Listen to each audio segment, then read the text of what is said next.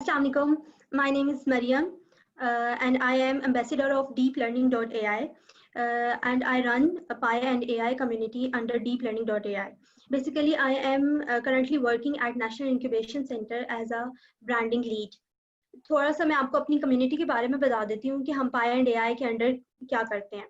तो we basically pi and AI के अंदर हम हर मंथ एक सेशन करते हैं जो कि थीम बेस्ड सेशन होते हैं about machine learning, about deep learning, specialisations and any problems, any projects related to deep learning. हम उन सारी चीज़ों के बारे में बात करते हैं, अपने जो है वो सीनियर्स को इंट्रोड्यूस कराते हैं और हम उनके प्रोजेक्ट्स के बारे में बात करते हैं। So today our session is about AI-enabled digital pathology. How can AI bring low-cost cancer care to the developing world? तो ये सेशन इज बेसिकली जो है वो हमारे साथ डॉक्टर हसन खान के साथ है, जो कि जिन्होंने PhD he has a PhD degree in electrical engineering from Michigan university and उनका बेसिकली बहुत ज़्यादा इंटरेस्ट है बायोमेडिकल और मेडिकल इमेजिंग के अंदर, उसके एप्लीकेशंस के अंदर, जो कि सारी की सारी रिलेटेड टू आर्टिफिशियल इंटेलिजेंस हैं।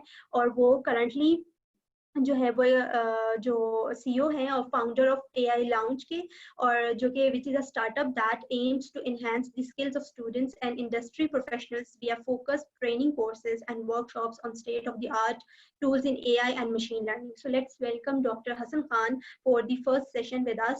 So let's welcome Dr. Hassan. Over to you, Dr. Hassan. Assalamu alaikum, everybody. Thank you, Mariam and NIC and deeplearning.ai for giving me the opportunity to kind of present my research that I've been doing over the last, I think, almost 3 to 4 years now. So let me just start sharing my screen. Mariam, can I share my screen now? जी बिल्कुल. Okay, so let me quickly share my screen. So hopefully my presentation comes up so you guys can see my presentation, hopefully. Right. So the title of this presentation basically, or talk, is about AI-enabled digital pathology and how we can use AI to bring low-cost cancer care to the developing world. And my name is Dr. Hassan, and I did a PhD in electrical engineering from Michigan State University back in late 2015. And then since then, for 4 years, I worked at NUST, at the School of Electrical Engineering and Computer Science. Most of this research was conducted there.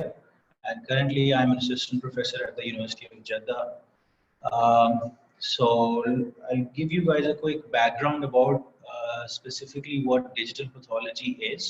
And then I'll talk about some of the AI applications.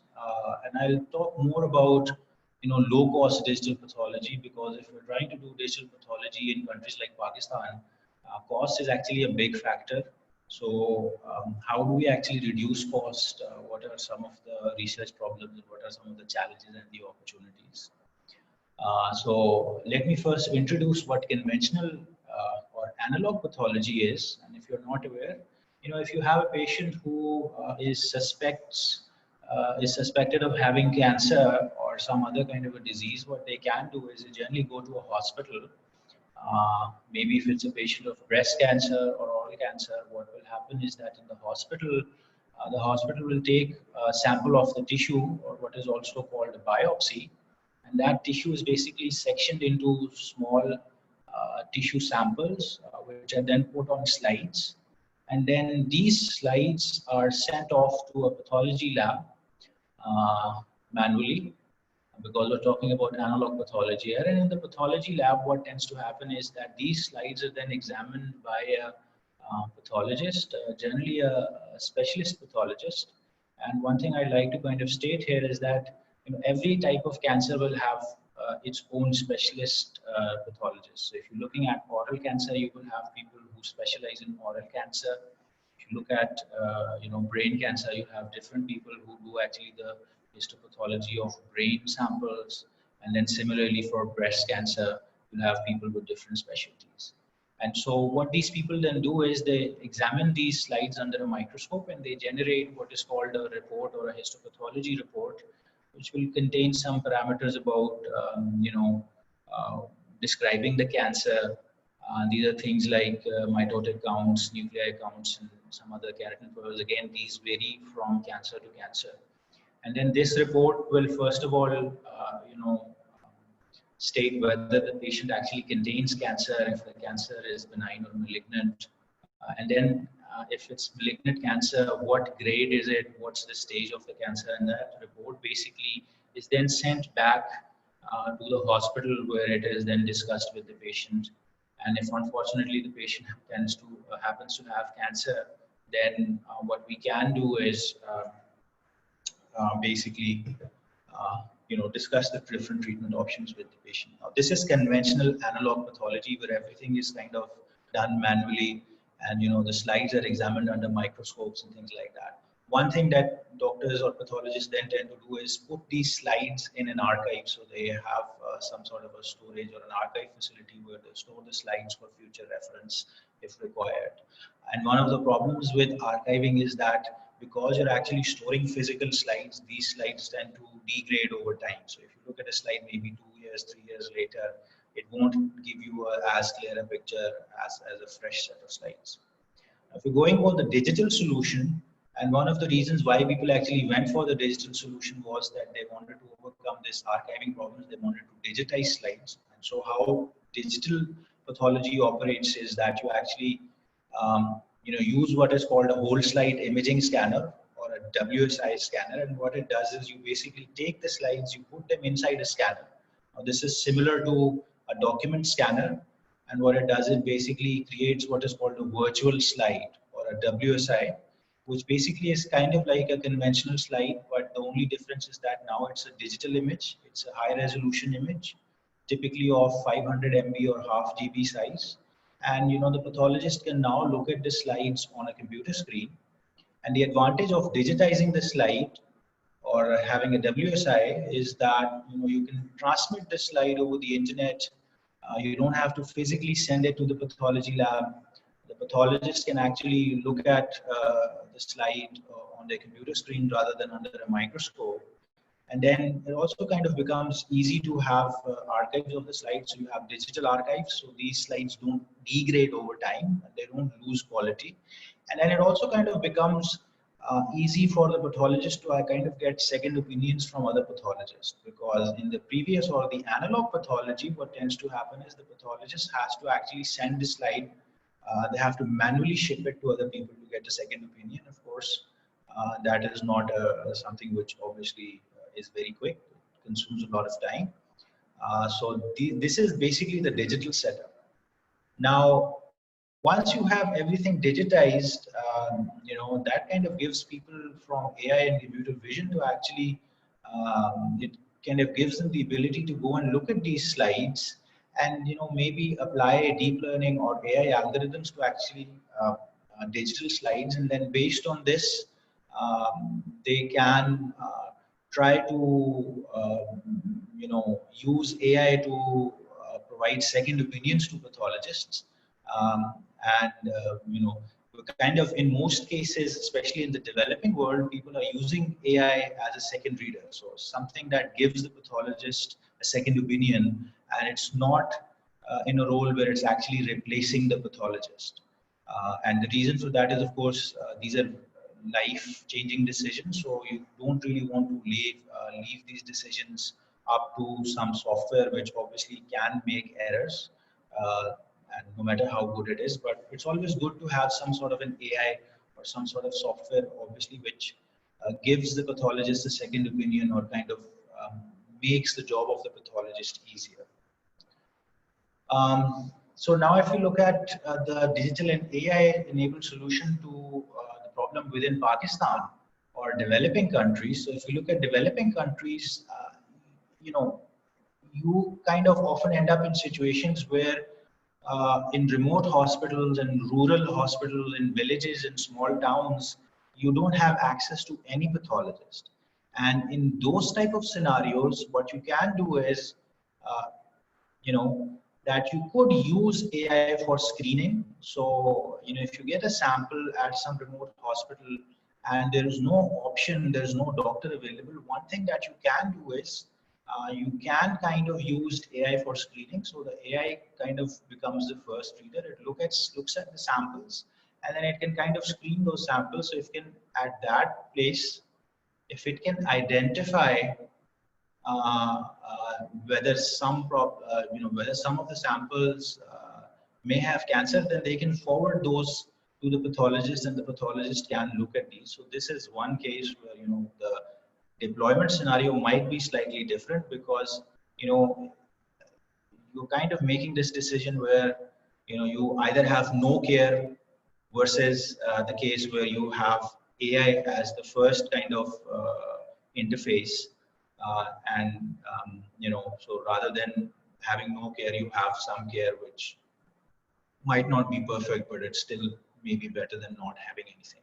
Of course, I'm not really kind of talking about the ethics question here. This is still something which is more of an idea. So whether you want to deploy it or not obviously depends on the health policy makers and those people at the end of the day. But this is one potential scenario where you could actually have AI looking at the samples first and then forwarding it to people down the line.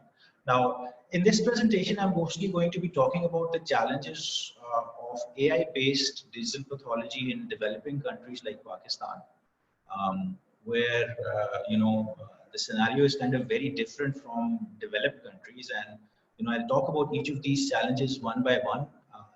And I've started facing these when I kind of started working in this area around 4 years back. And I'll look at I'll probably present some of the solutions that we have been looking at, and then we can obviously have a question and answer session at the end. So the first challenge, of course, that you have is limited number of training images, and that is something which is obviously specific to medical imaging applications the world over. It's not specific just to Pakistan. You generally do not have the same amount of training data that you would have for AI based solutions, which are, let's say, looking at natural images. Medical images generally are not in their millions, so you can't really train your network on millions and millions of images. Another challenge, of course, is labeling of medical data, which obviously is costly and time consuming, because it has to be labeled by doctors and medical professionals who obviously are really busy, and in most cases they basically charge you some money to actually label data. Nobody really does it for free. The other challenge, which obviously is specific to Pakistan, is expensive scanning hardware. The whole slide imaging scanning scanners that we have right now, which actually digitize these slides, are actually quite expensive, and so far not available in developing countries like Pakistan. So I'll present some of the solutions that we are kind of. So, sir, sorry to interject. Some people are finding it difficult to listen to you. If you have headphones, or if you can speak a little bit louder. We're getting some messages कि थोड़ा issue आ रहा है sound में. Okay, so all right. So is it better now? I actually don't have headphones. I do have a mic, but if I put that on, I won't be able to hear you. So it's better now. It's better now. Better?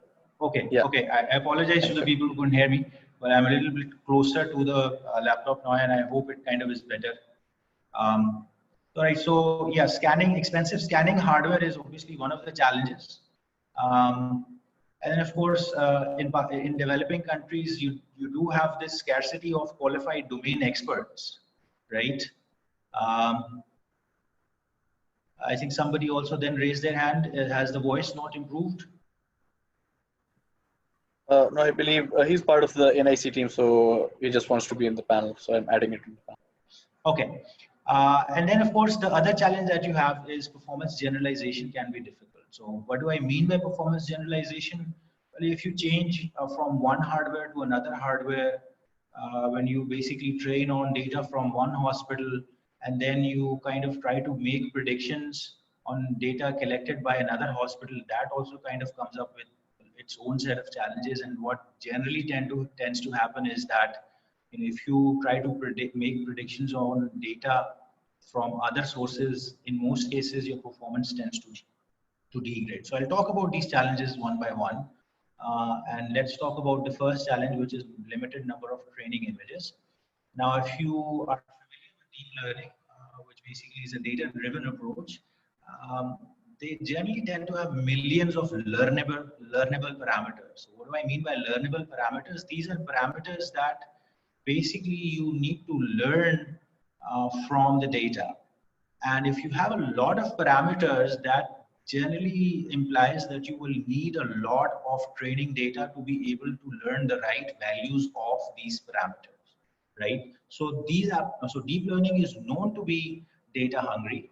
And so, I mean, if you look at, typical popular deep learning architectures, I've presented 7 here, like AlexNet and BGG16 and BGG19.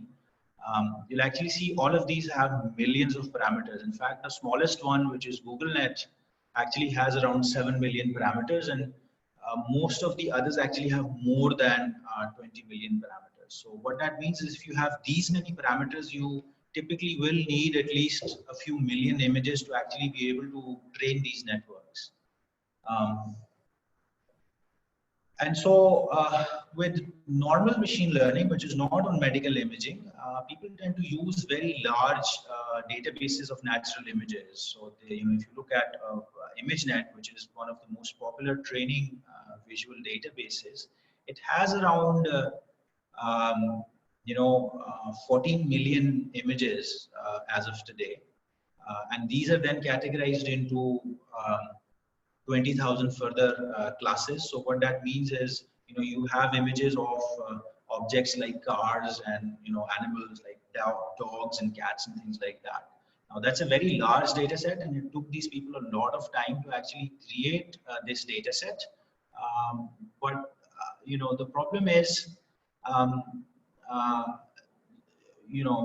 most of these are natural images. So these are not medical images. These are not pathology images. These are not X-ray images.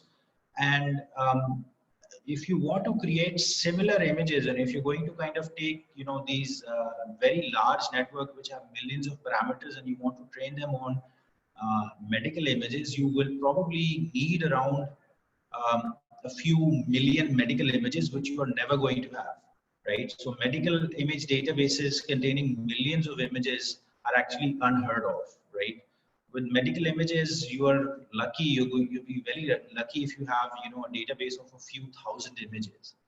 And another problem is, of course, even if you're able to actually set up images on a database of millions of medical images, it's going to take you a lot of time and a lot of money to actually create that database. To label that database, right? Because you're going to have to pay doctors to actually label that database. You can't just get anybody with no medical qualifications to go in and start labeling medical data. Obviously requires specialized training. Now with natural images, they're very easy to label, so it's, you don't really need to hire somebody who's very specialized to label. That's why with natural images, people were able to create these data sets of millions of images. But with medical, we don't have that many images, right? But the thing is, the performance with deep learning is so good that obviously with medical imaging, we also want to kind of capitalize or take advantage of that performance. Now, there are some workarounds that actually enable you to do that. And some of you might be familiar with these. We generally tend to use what is called transfer learning. So what we tend to do is that we take these large networks with millions of parameters, and we first train them on natural images. So we'll take like a data set like Imagenet, will have millions of natural images. We'll train this network and we'll learn its parameters on that first. And then once we've done that, what we do is we take this trained network, so the network which is on the left, we take this one, and we've kind of learned most of the parameters, but these parameters have been learned on natural images. What we do next is we replace the natural images with medical images. So if we're working with pathology, we'll replace this with images of these tissues. And then what we'll do is we'll basically just fine tune these parameters. So we're not having to learn these parameters from zero. They're not random values. there are values that have been trained to recognize images, and these of course at the end of the day are images. However, they're slightly different. So those differences are then fine-tuned or learned from the smaller set of medical images, which could consist of hundreds, maybe few thousand images. And so we basically take this original network and then we fine-tune it to basically, take advantage of deep learning in these kind of settings. So fine-tuning or transfer learning is one approach that people apply to kind of overcome this limited number of training images, and it's very popular. In fact, in most um, medical imaging applications, you'll actually see that instead of training a neural network or a deep neural network from scratch, what people tend to do is they take a pre-trained network which was trained on natural images, and then they fine-tune it on medical images, which obviously are smaller in number. This is one of the very first works that we actually started off with, which was basically breast cancer classification. And what we did was we took a basic network, which was AlexNet, which was already trained on natural images. And what we did here was we were basically trying to classify 4 types of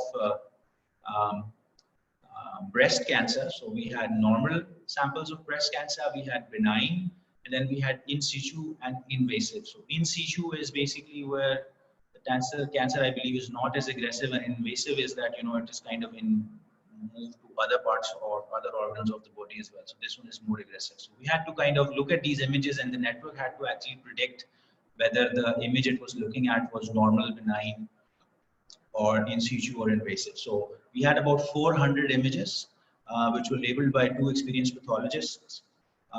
And the accuracy that we got was, if you're looking at the overall accuracy, the average accuracy of the 4 classes in terms of predicting the class, it was around 81%, which is reasonable. It's not great, but it's okay.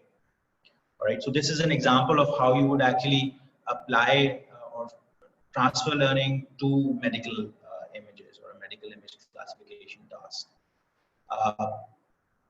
Another thing that we generally do is what is called quantification of slides using AI. So, in most cases, your objective is not to just detect whether a patient actually contains or has cancer or does not have cancer, but what you want to do is to try to kind of predict or evaluate what kind of a grade does the cancer have. Is it grade 1, is it 2, is it 3, or is it 4? And then you also try to see what sort of a stage of the cancer it is. Now, this is generally done by the pathologist when they're actually looking at the slide. So what they do is they basically, look at parameters, or they try to quantify parameters like mitosis counts. Now, what is mitosis? If you remember your basic biology, mitosis is basically when a cell actually starts to split into 2 cells. So what happens is that your nucleus basically splits up into 2. So if you actually see here, you can actually see that the nucleus here, which is put inside the circle, is actually splitting into 2. So this is basically a mitosis. And in fact, in breast cancer, this is very important. Grading of breast cancer, I believe, really depends on how many mitotic counts we have. So if you see a large number of cell splitting, if you see large number of mitoses, that means that the cancer is actually quite aggressive. Another thing that we do is which is called segmentation of epithelial regions. These are kind of, again, tissue type of regions, or these are epithelia is basically, I believe, material that makes up the linings of cells or tissues. And one of the things that we like to do is to try to kind of segment these regions in the slides. Another task that pathologists often have to do is what is called counting of nuclei. So again, you have to identify how many nuclei you have in your cell. So again, you have to zoom into the slide and you have to kind of identify, how many nuclei there are. So these are basically highlighted here in these dots. So these are the sort of parameters that we actually need to often extract from pathology data in order to actually quantify or grade cancers. So one of the things that we actually did was mitosis detections, and we kind of used faster RCNNs for this. And what we basically did was just take our data, kind of split it into training data and train a faster RCNN model. And then we tested on non-overlapping data, and we then computed some performance metrics. Again, faster RCNN is not one of the most new networks. Of course, this is slightly old. But what it tends to do is if you give it a slide, it will then put boxes around regions where it actually tries to, it believes it has found mitosis. Excuse me. So this is an example of the output of our predictor. So it basically shows you, right, this is a part where it actually is able to detect a mitosis, and you actually see a green circle around this, meaning that it is actually a true positive. Red circle around here, basically, it looks like mitosis, but actually is not. So this is a false positive. Blue circle, I believe, is the one which is a false negative. So you have a mitosis here, and you kind of missed this. So I believe I have the results for this little slides down the line. Now, another challenge that we often face is what is called high labeling costs. And again, I've talked about this before, but when you're looking at medical images, it actually takes you a lot of time to actually label medical images, right? Because you probably have to pay doctors or pathologists to label your data. So what are the mitigation strategies that we can actually do to, avoid this problem or overcome this challenge? Of course, one thing that's very important is to get good collaborators. I think from my personal experience, what I've learned is, probably try to get collaborators who are actually interested in the work, who are actually interested in doing research. One of the problems that I've kind of faced while working in Pakistan is that most doctors, unfortunately, in developing countries are not really very interested in doing any type of research. So this is one of the challenges that you will have to overcome. Of course, whenever you're writing project proposals or you're asking for funding, you need to keep in mind that labeling data obviously consumes a lot of time and a lot of resources. So you actually need to allocate a reasonable amount of money for data collection and data labeling. And most machine learning and AI people kind of tend to take this for granted, especially when they're fresh out of school, because at university, these are things that your professor kind of takes care of. And you just get data and you learn some AI. But in real life, if you have to arrange the data on your own for your own project, you need to be allocating a reasonable amount of budget for this. So if it's possible, I recommend that you guys do that. Of course, another thing that you probably, and it's an active area of research, is you need to have novel or innovative data labeling strategies. You need to make it easy for the doctors to actually label the data, because if it takes them too much time, then they probably will not do it, right?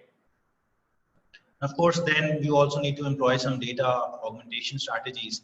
Can you actually enhance your data using some novel AI strategies? And I'll talk about this on my next set of slides.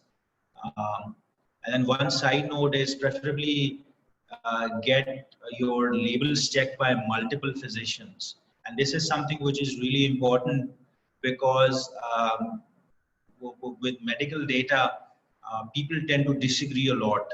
So, if you get your data labeled by just one physician or one domain expert, then it could get biased based on the personal kind of, biases of that physician. So generally, most medical journals, when you're actually submitting to them, they generally ask, or they generally prefer work which is based on data that has been examined by multiple physicians versus just one person, right? So it's important that you kind of give attention to that as well. Now, one of the mitigation strategies that we kind of employed for this was called generative adversarial networks. And if you're not familiar with generative adversarial networks or GANs, what they basically do is they're kind of ways of generating synthetic data which looks very realistic. And what you basically will have with these is, you have two networks. The first one is basically called the generator network. And what the generator network does, it kind of tries to generate fake or synthetic images, right? Then you have another network which is called a discriminator network, And it is again a deep neural network, and what it tries to do is tries to discriminate between real and fake images. So it's on one side, it's getting real images input from one side, and then it's also getting a lot of fake images input from the generator network. And the discriminator, what it tries to do is, or its job is to try to differentiate between real images that it's getting from this side and fake images that it's getting from this side. So what you'll actually see is, if I give you the example of face data, which is generally given here. So you have real images of faces that are coming in from here. And what will happen is the generator will try to generate fake images of faces here. So initially, it will generate images which are kind of noisy and don't make much sense. And so it will be easy for the discriminator network to differentiate between the real images and the synthetic images. But because these are organized in this fashion where this one is being trained to trick this one, so what eventually the generator network learns to do is it basically learns to mimic, or it gets better and better at generating fake images. So after a few training cycles, what tends to happen is that the generator network also kind of starts to generate these very real looking face images, and kind of gets so good that after a while it kind of becomes really difficult for the discriminator to differentiate between real images and synthetic images. And our objective with this research was, because we have limited data with medical images, what we did was we said, okay, we're going to take these images which are of skin cancer, and we're going to try to generate synthetic images of skin cancer using a GAN. So, initially these were the real images that we were getting. And then our generator was generating some noise initially, but over time it kind of started generating really good synthetic images. I mean, if you look at these images here and these images here, it's very difficult to tell that these are actually synthetic images. And so then we use these synthetic images, and if we have 10,000 real images, we generated maybe 10,000 synthetic images, and so now we have a data set of around 20,000 images, and then we use that to train a classifier, and we examine whether actually it gives us an improvement in performance. And what we actually observed was that if you kind of compare your performance with normal deep neural networks, which only use this 10,000 set of original images, which are obviously real images, then you get performance, maximum performance that we observed was around accuracy of 81%. But if we augment these, or if we add to these 10,000 real images, these 10,000 or more fake images or synthetic images that we've generated through the GAN, then we actually got about a 5% performance boost, and our accuracy actually moved to 5% or improved to 5%. So this is one approach where you are trying to be you're trying to use a novel approach to augment your data and to enhance your data synthetically, and it tends to kind of gives you somewhat of a performance boost. So this is one strategy that you could use.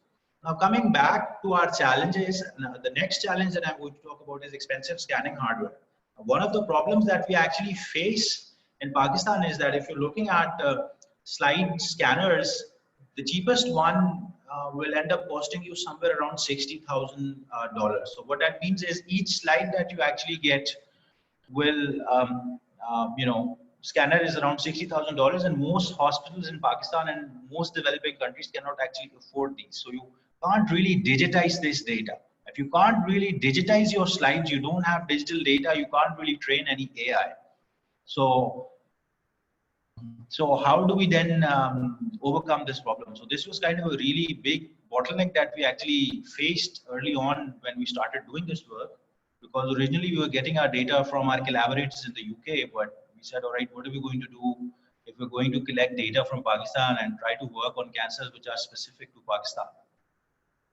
So one of the things that we tried was, maybe use a smartphone-based approach. So what we did was we took a conventional microscope and we put, a smartphone on the eyepiece of this microscope.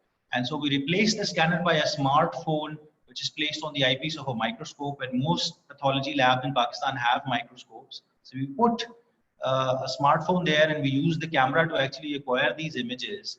And what we actually wanted to do was to compare the performance of the images that we get or that we acquire via smartphones with the images that we actually acquire by this $60,000 scanner, right? And what we actually wanted to see was how much of a performance degradation do we actually get, right?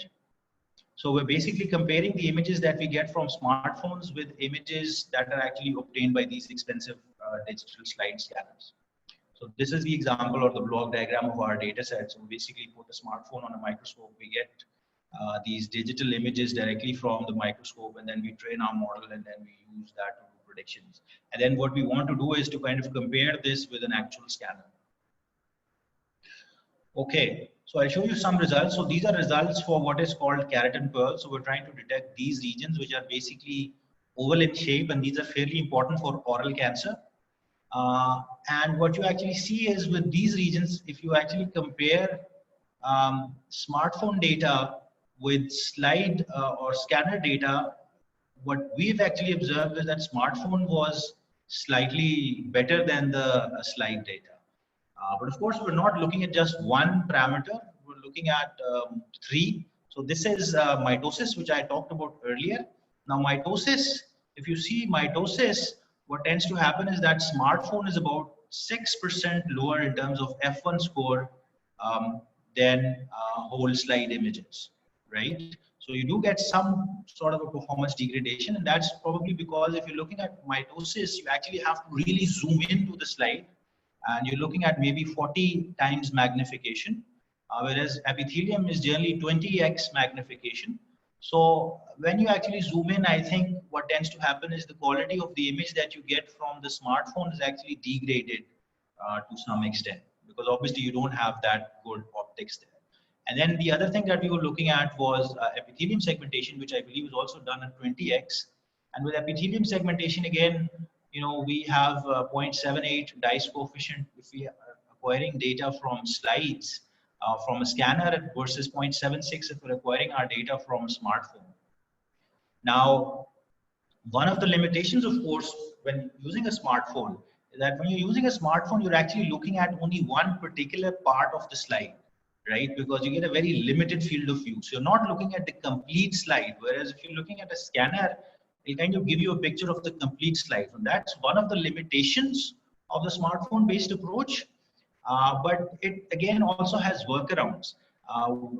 We basically did this as a preliminary study, and we wanted to kind of get confident that, okay, if you don't get too much of a performance degradation, then you can maybe develop low cost scanners as well, right?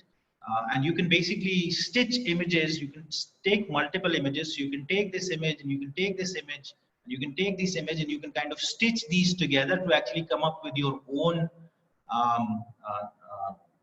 larger whole slide image, which actually covers the complete slide. So what we actually did was we actually developed our own scanner as well. This is a very basic prototype. We basically took a microscope, we put a camera on top of it, and let me actually slightly zoom into this for a bit. You can actually see that we've put some these 3D printed cogs here, which are actually moving the slide base around at the bottom. And what that basically does is that it kind of gives you a complete stitched image of a slide. So this is of course still a work in progress. We haven't finalized this design, but we're working on this problem as well, because the results for the smartphone image are kind of encouraging, right? But obviously this still is an ongoing project. Some of the challenges that we face are scanner construction. With scanner construction, our autofocus can be challenging. Uniform slide illumination is obviously a problem. Stitching, so when you're kind of taking these multiple slides and you're kind of taking these patches and you're connecting them together, it seems easy, but it actually is not that easy. We initially thought it'd be very easy to do, but it's actually not. And of course the camera kind of moves around a bit, so it kind of shakes a little and you get these vibration and very small vibrations. So it has its set of challenges, but we're working on these. I'm going to show you some sample from this. So this is a small video from our basic prototype. I believe we've improved this, but these are the videos that I have. I'm not sure. Okay, what happened to my slides? Sorry. Let me just see if I can play these. Okay, so let me try to play this. All right, so now you can see this video of the slide actually moving under the camera, and you can actually see, so our objective is to kind of connect these and then generate one big image of the slide. You can look at this one as well. You can see there's a lot of vibration that happens. So obviously this thing comes with its own set of problems, but we're working on kind of illuminating these. But the advantage of this is that, of course, once we've built a scanner, that gives us a lot of freedom to actually collect our own data, build our own data set. So this is something that we're really actively pursuing, and we're trying to do our best on this. So hopefully maybe next year we'll have some results to show you, which are probably better than the ones that we have right now. Another challenge that you obviously face is a scarcity of domain experts. And pathologists in Pakistan, good pathologists are actually very hard to find. We've been fortunate to have very good collaborators. We have Dr. Ali Khurram, who's at the University of Sheffield. He specializes in oral cancer. In Pakistan, we're collaborating with Dr. Amber Kiani. She's at Islamabad Diagnostics, and she also teaches at Rifa International University. So, and you know, these guys are just excellent in terms of collecting data and helping us out. And we've been working together for the last 2 or 3 years, and we're very fortunate to have them as people who are actually contributing to our work. And of course, challenge 5 is performance generalization. And one of the problems that you actually face with machine learning in general is that, you know, it's really dependent on the diversity of data that you actually give it. Now, if you collect data, let's just say from only one hospital, and you know, they might have one scanner, and you train on that scanner, and then tomorrow if you, and on that scanner, let's just say you get really excellent performance. Now, if you take that trained network and you deploy it somewhere else, and you try to make predictions on data that you've probably collected from other hospitals, what generally tends to happen is that your performance actually degrades, and it degrades by a significant margin. And I'll show you a very simple example, which is not from medical imaging, but hopefully it will get the point through. This is a very simple kind of a classifier which I was trying to build as a demo for some of the introductory AI courses that we're building for kids or teenagers. And so what we're trying to do is to try to teach, we're developing a classifier that actually plays rock, papers, and scissors. And so what it does is it basically has an image classification network, which basically looks at this image, and it tries to see whether the person entered rock. So this is a rock, and then paper is you know, flat hand like this. Sorry, it's kind of merged with my background. So this is your flat hand, and then scissors is like this. So we're trying to train, or we actually trained a classifier to play rock, papers, and scissors, and you can actually see in this case it says it saw rock. Now this is another case where I kind of put scissors, so it kind of says, all right, the classifier looked at this and correctly detected these as scissors. Now, one of the things that we actually observe here is that, let's suppose I don't put anything in the image. So I don't have anything in the image, it's just the background of my room. So if I do that, if I show it this image, 100% of the times the classifier actually said, all right, I see paper.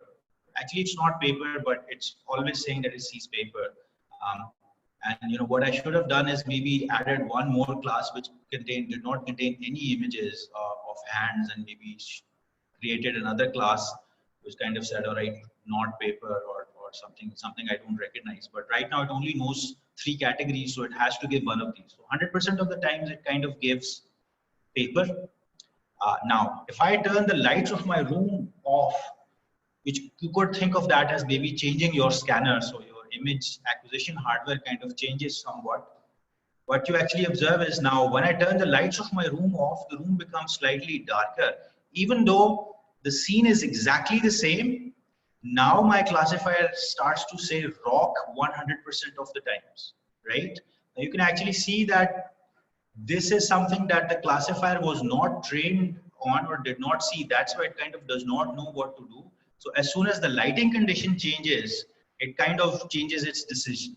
So you could have a similar case, you know, if you're looking at digital data or pathology images, if you change scanners, if you move from one hospital data to another hospital's data, you could encounter a similar problem. So, you know, on the surface, you will have similar information, but if the tinge of the image is slightly different, if the data values that it kind of sees are slightly different, then obviously it will kind of change and it will kind of get affected by this lack of generalization performance. And that's something which obviously is very challenging in medical data, because medical data, one of the problem is very difficult or hard and expensive to acquire. So, so people generally tend to train them on small data sets which are not very diverse, typically come from only one source. And when they come from only one source, that kind of comes with its own set of problems. So it will work really well in your lab test. It will work really well when you kind of compute your results just on that data.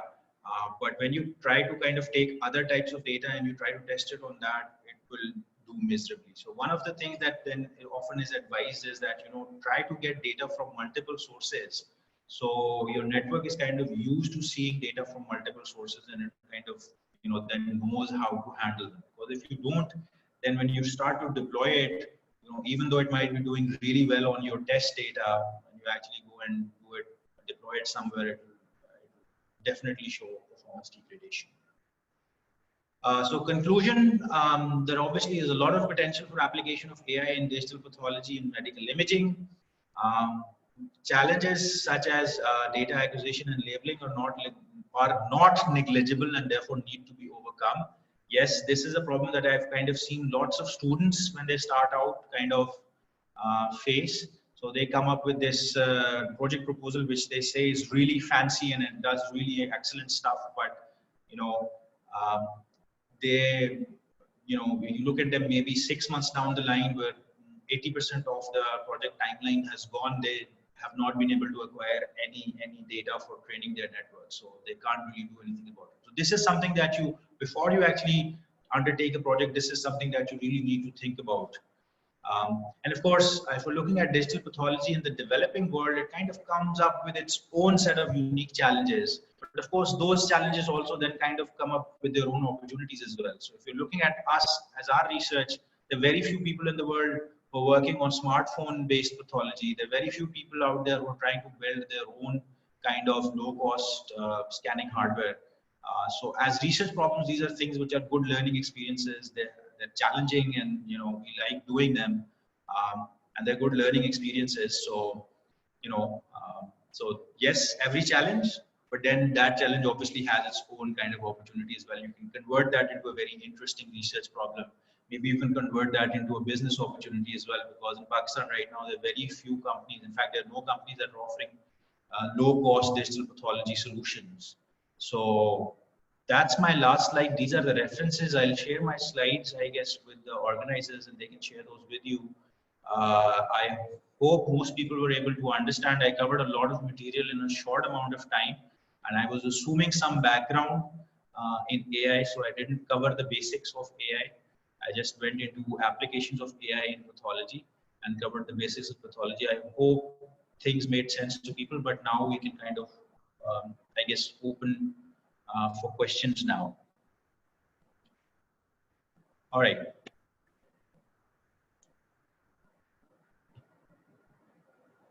So does anybody have questions, or the organizers? जी, thank you so much sir Hassan, आपको बहुत बहुत शुक्रिया, क्योंकि ये session बहुत ही informative था और मुझे खुद इससे काफ़ी ज़्यादा मेडिकल इमेजिंग और इसके एप्लीकेशंस के बारे में इसकी इन्फॉर्मेशन मुझे मिली है। तो इसलिए बल्कि हमारे जो अटेंडीज हैं उन्होंने भी काफ़ी इसको जो है ना हेल्पफुल लिया होगा।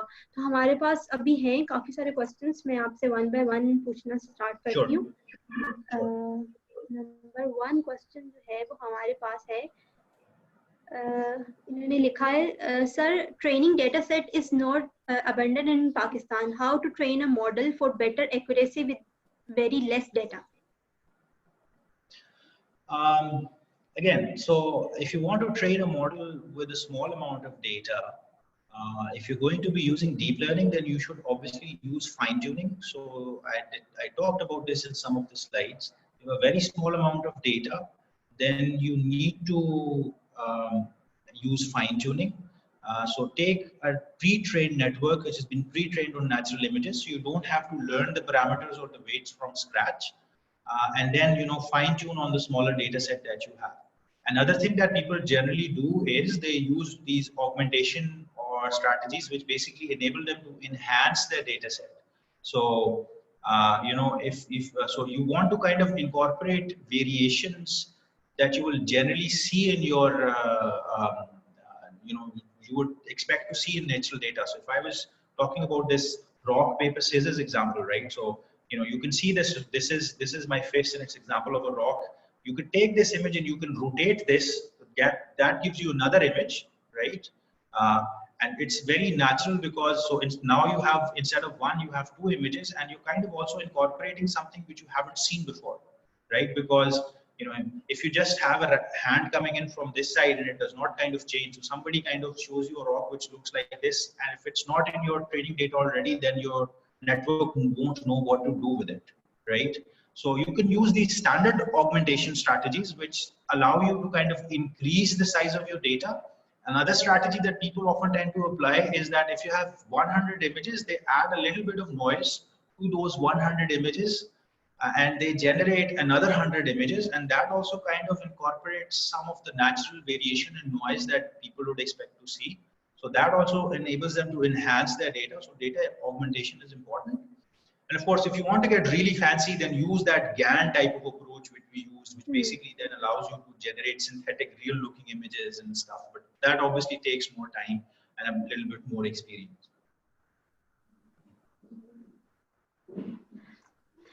Okay, thank you so much, Kamran. आपने हमसे ये question पूछा. Another question is from Shehryar, जो कि पूछ रहे हैं कि what about the data privacy of patients? As data will be out from hospitals, so how will you handle privacy issues?